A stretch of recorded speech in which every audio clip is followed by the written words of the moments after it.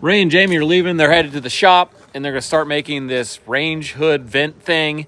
And Jamie, I quote Jamie, he said, "I got it all in my head," as he was walking off. So good luck. I saw him write nothing down. Okay. Nothing. Well, film it so we can see how it goes, Yeah. okay? All right, we'll see you later.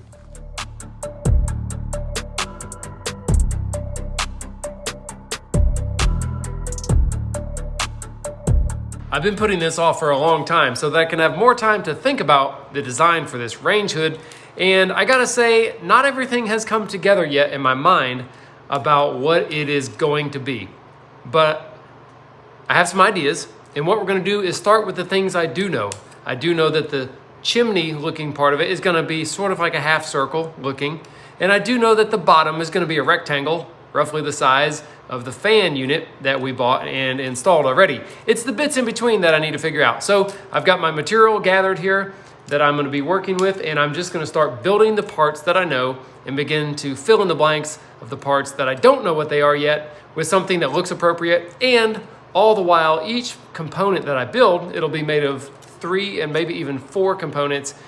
They all have to be able to be installed in a particular order so that I can have access to the fastening system for each component. And so I'm trying to think about that during the design process so that it's easy to install. That's it, let's get started.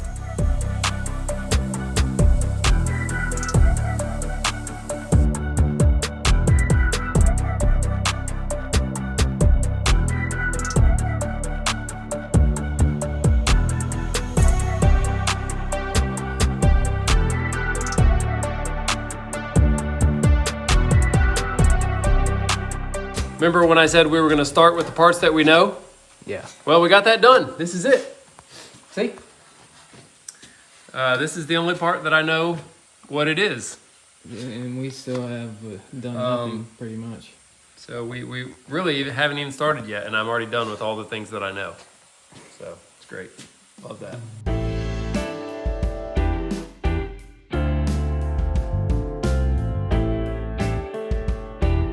I'm making a drawing here of the vertical pipe part, I'm gonna call it, and we're gonna make it about 12 inches wide and about 8 inches deep. Our pipe inside of it is a 7-inch round, but we have some like mounting brackets and stuff that are holding the pipe. I have to get outside and around those. So by drawing this out, I can actually measure the distance all the way around this curve to cut my piece of metal the right size to start with, but we actually just did the math with the diameter times pi divided by 2, and then I added the length of my little straight part of the legs to get a number, and so I can cut the sheet metal the right width.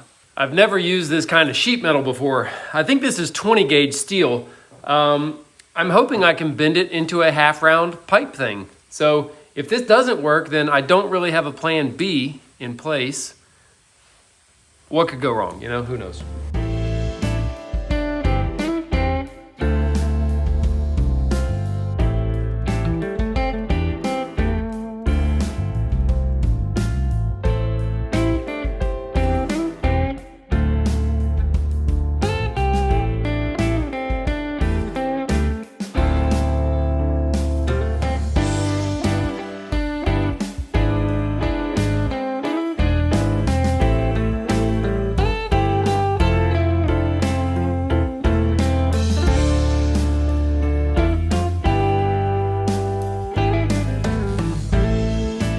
Well, I'm not that great at fabricating in sheet metal so far, at least.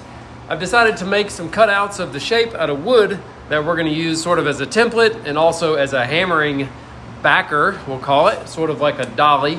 And we're gonna screw them down so that we can just kind of tap the metal over there. We'll pull it off and kind of squeeze it in a little bit, slap it back on here, tap it a little bit. I think it could work.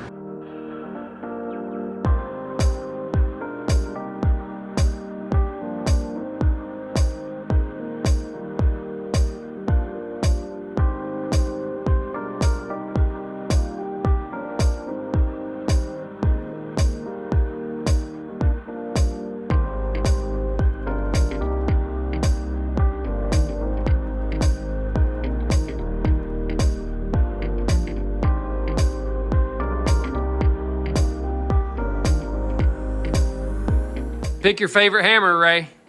What do you think? We got the meat tenderizer one here. Okay, is it? Let's see. Oh no, that one's smooth. There we go. Let's see that one. Yeah, that one's good for chicken, beef, fish, beef jerky, turkey. All right, so we've got an automotive body hammering kit with some, what do you call these here? Oh, I just had it. A dolly. Okay. That's a dolly, and that's a hammer. All right. That's all you need to know. You ready? I guess. Yeah. All right, we're gonna beat this thing into submission. That's all I can say. All right, we can do that. All right. Me and Ray are really getting hammered here with this thing. I mean, this is getting hammered. It's getting very beat up looking. I'm gonna say that. Lots of dents. We're having trouble applying curve from the inside, so we jigged up a couple of boards, and I'm gonna try this heavy pipe, which is a smaller diameter than this, and I'm just gonna try to like drop it in there. Are you ready? Yeah. Put your ears on. It's gonna be loud.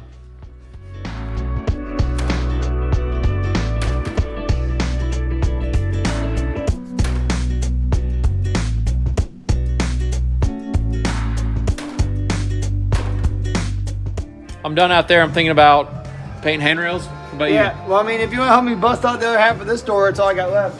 you? Okay. Actually, nope. I got to prime that post right there too. Oh, So- there's a door over there, son of a... Okay. I'll check back in 20 minutes. Oh, I forgot about that door. Oh, man.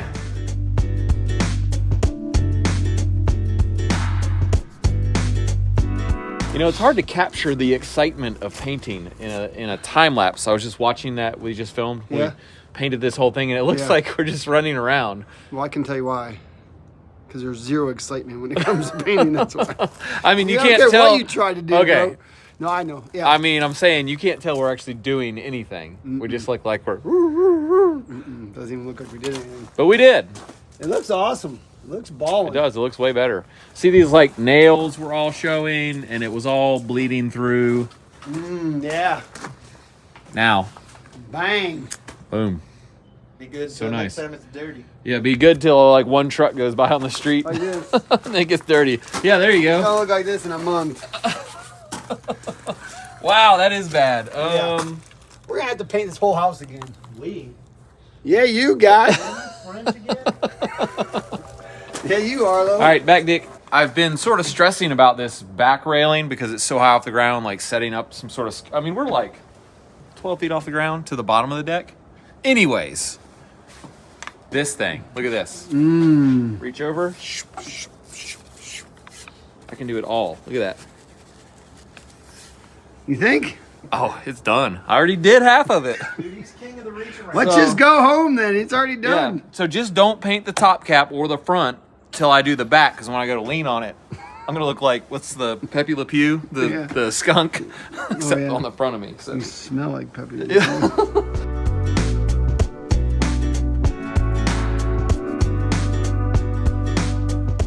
Looking good, bub. Oh, this is fantastic.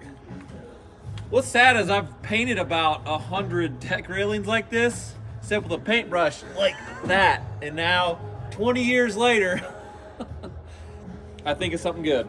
So.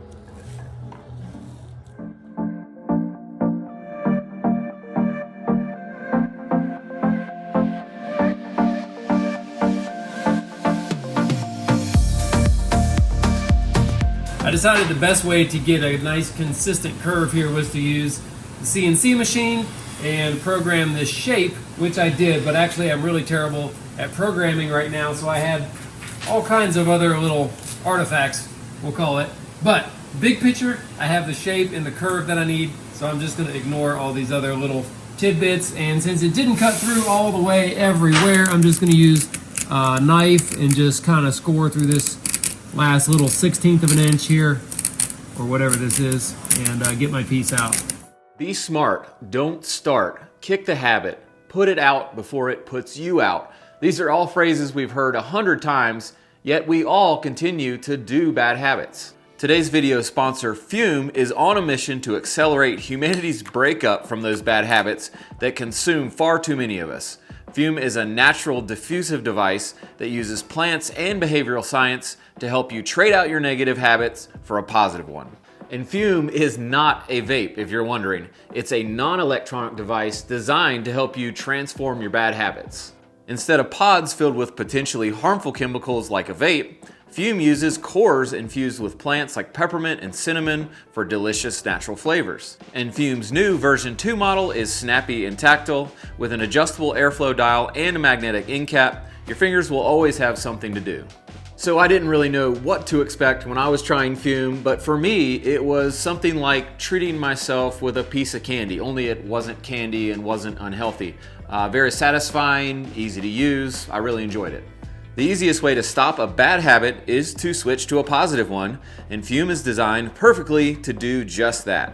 It's Fume's goal to make switching easy and even enjoyable. They have thousands of 5-star reviews from people just like you who've successfully switched when other solutions just did not work. Head to tryfume.com/Perkins or scan the QR code and use code Perkins to save 10% off when you get the Journey Pack today. The Journey Pack comes with 3 unique flavors and the new version 2 Fume to help kickstart your positive habits. That's tryfum.com. Use code Perkins to save an additional 10% off on your order today.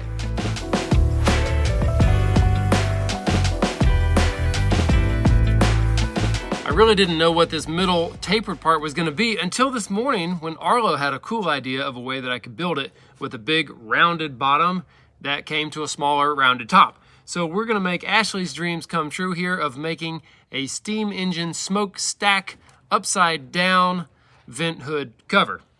So I'm very happy that we have settled on a design. I've got a piece cut out here from the CNC machine, and I'm going to trace it on this flat top piece, but then I'm going to use it to fit the metal too. That's really what this is for. So I have an absolute shape that I'm trying to accomplish, and I can use this as a template for that. So here we go.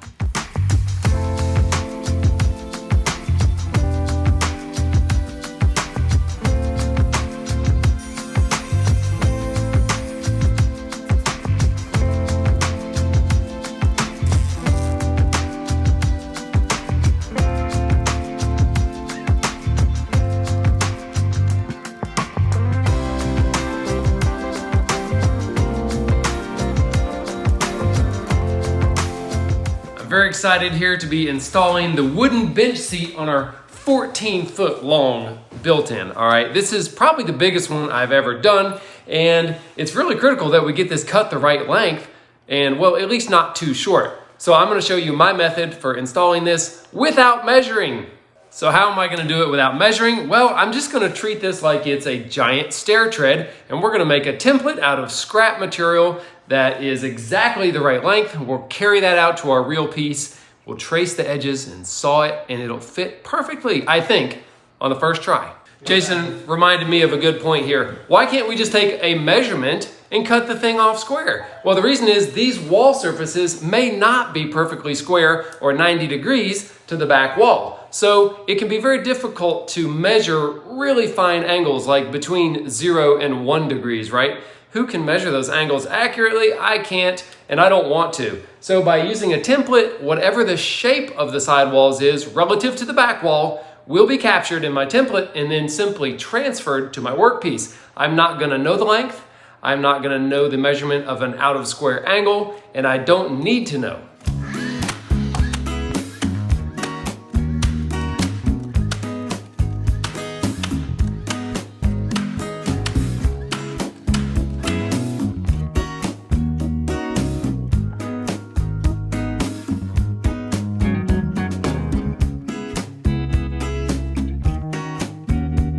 You might notice that I offset these pieces of material that are glued together, and I did that on purpose to spread the defects of each piece out to the ends that'll get cut off. If I glued them all together in line, I wouldn't be able to get rid of the defects that I want to get rid of. So now all I have to do is line up my template to the back edge.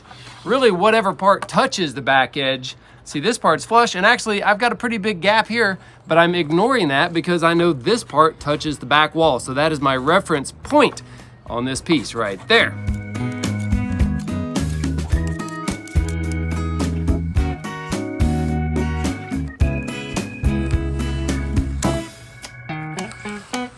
In order to make it not be too long though, here's something critical. The pencil line I just drew exists outside of the pattern. It only exists on the waste part of my material because I didn't draw a line under my template. So when I cut this, I am going to completely remove the pencil line with the cut. It will be gone, and if anything, I might actually back bevel some of the material on this end grain cut, the parts that'll be hidden, so that it might have a better chance of sliding in at an angle on the first try.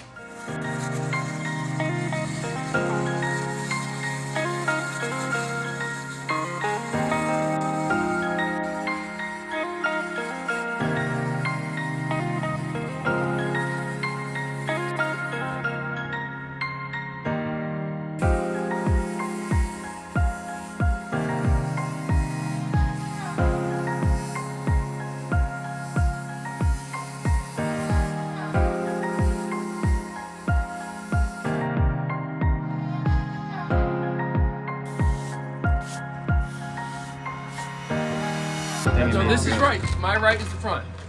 This is the front. Oh yeah, that's right. And you're taking the high end. Okay. Yeah, you got her? Yep.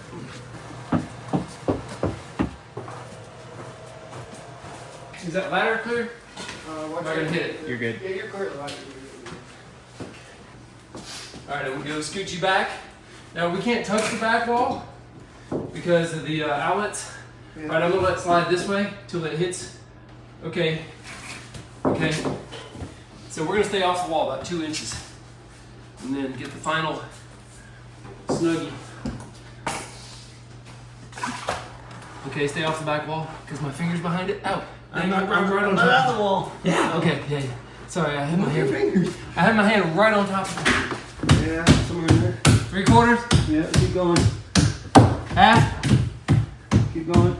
Quarter. Keep going. 1/8. Keep going. 16. 64. 128.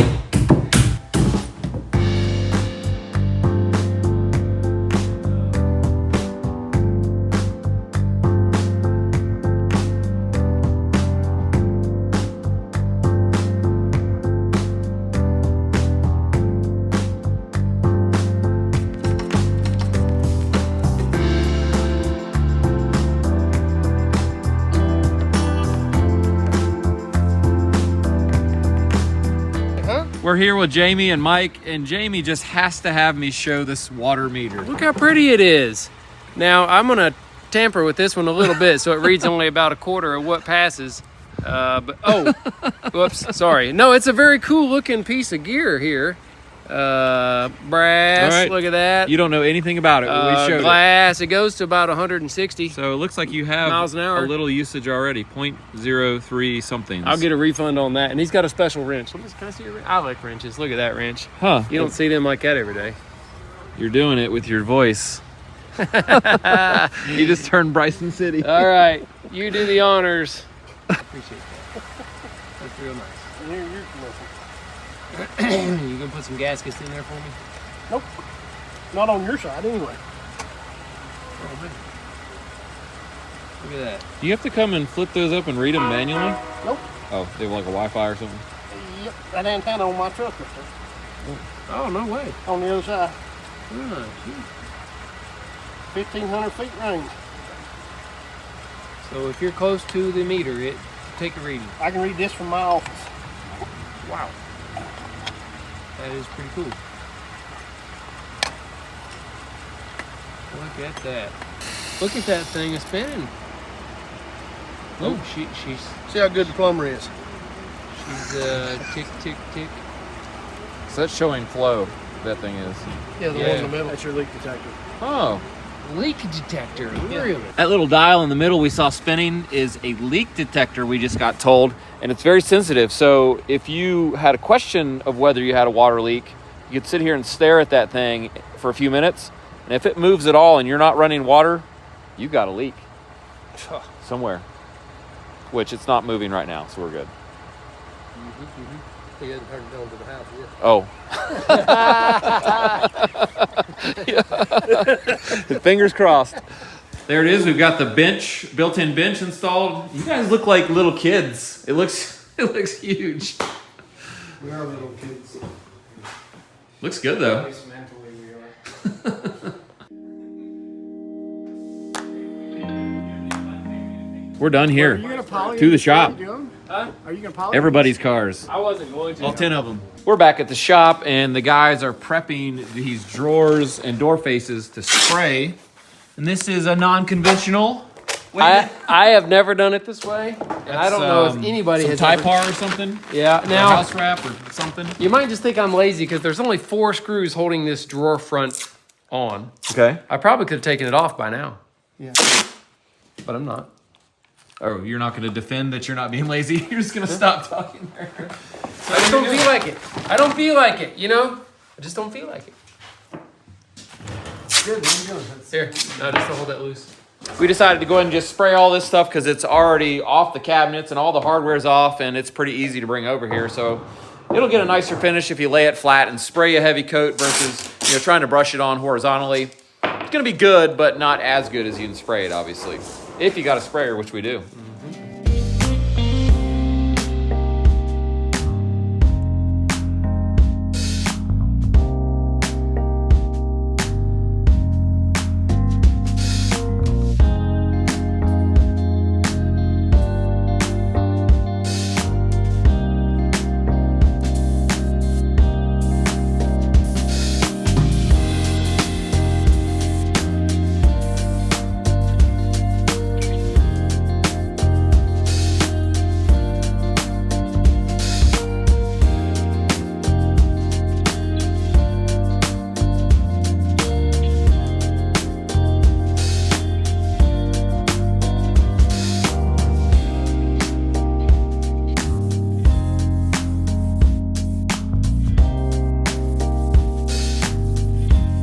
Earlier at the job, I did some test fitting of the metal parts that I already made just to confirm that what I have so far is going to work. And it's a good thing I did that because one of the parts needs to be extended in order to fit.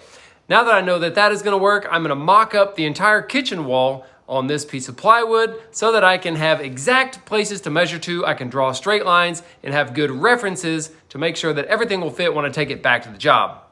We're going to be using this piece of heavy card paper here to mock up the shape of this thing and try to figure out how to build it. So it's going to go something like that. We are not anywhere close to having our pattern fitted yet, but you can see what the idea is, and I think it's going to work just fine, right? Yeah. Just tell me it's going to be okay. You can figure it out. Cock it. I appreciate that. All right, fantastic. Thanks for building with us today. I hope you enjoyed the video. And if you did, please remember to get subscribed to our YouTube channel, give us a thumbs up, and click the notifications bell. All those things help us out on YouTube if you enjoy our content. We'd appreciate you doing that. Also, check down in our video description. There's links to stuff you might enjoy, ways you can support us. We sell merch, we sell tool belts.